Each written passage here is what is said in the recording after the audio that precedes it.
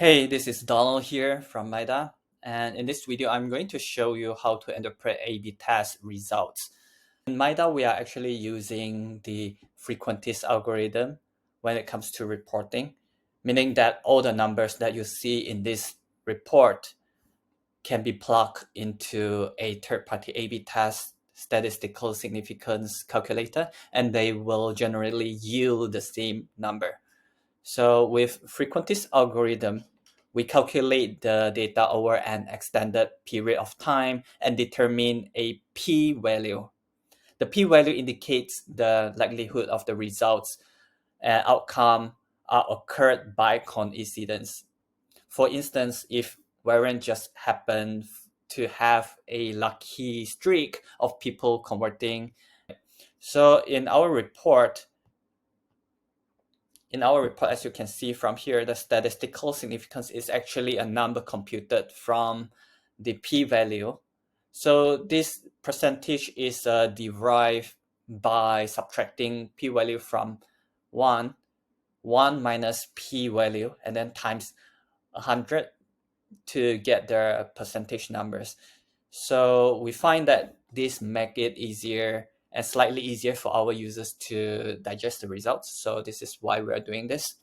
And here you can see the results indicating that the statistical significance is at 98%, which is high and very promising.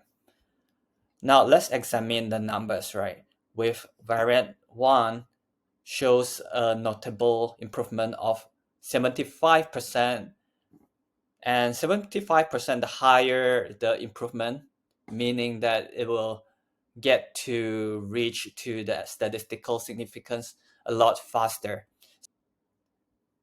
Now looking at the probability density, from here you can see that there is a little overlap between the two variants, which is a positive thing. And most of the time conversions are attributed to the variant 1. Less overlap suggested that a lower chance of results being utterly random, and the variant and control are performing equally well. Now, the sample size of about 500 users, which is very small, which is too small as a sample size to actually declare that the results are accurate and not occurred by random chances. With that being said, you need to let this test run a little bit longer to get a larger sample size to declare that this is a trustworthy statistical significance number, p-value. So if you just take this data and plug it into a third-party A/B test calculator like CXL,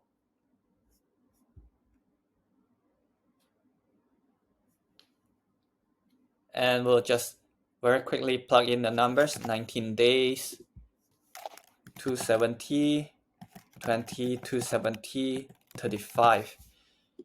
So as you can see right here, it indicates that the results are that it indicates that it has 98% chance of being winner if you are using the Bayesian algorithm. Otherwise, if you are using the frequentist algorithm, then it also shows that the variant 1 is performing significantly better with the p-value at under 1%.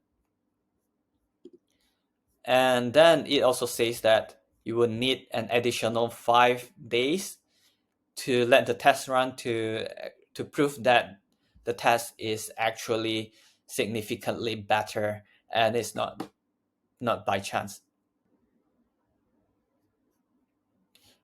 Here with the second report, we see that the statistical significance is around 34.52%, which signifies that there are no significant improvement from the control or the variant, despite the indication of a decrease in conversion rates. It could still very well be due to randomness. Looking at the number again, the improvement is significant lower at around only 14%.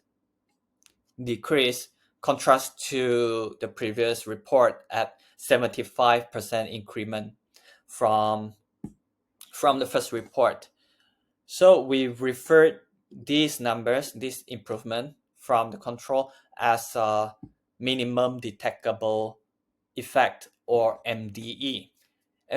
As with the previous test, with a higher MDE, we only will require a smaller number of sample size for your test to reach statistical significance.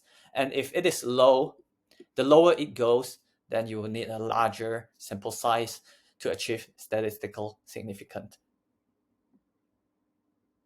And hence, you can see right here, it says that you would need at least more than 100,000 more visitors.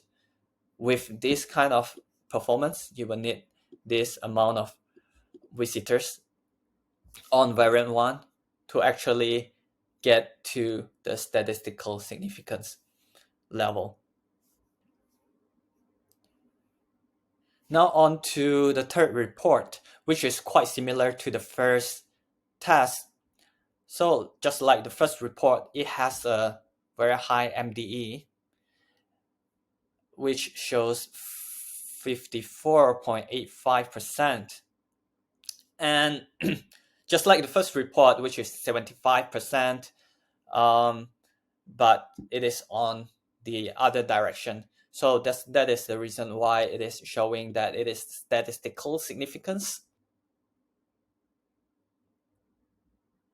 However, same to be said to this report, which is the sample size is too small to conclude that the results are statistical significant.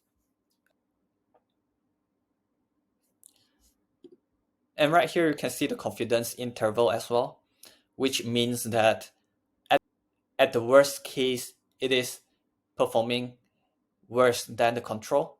At the best case scenario, it is also performing worse than the control. So that is why it is statistical significance. However, it may change once you have larger numbers, because when the conversions normalize, then you may get a completely different story.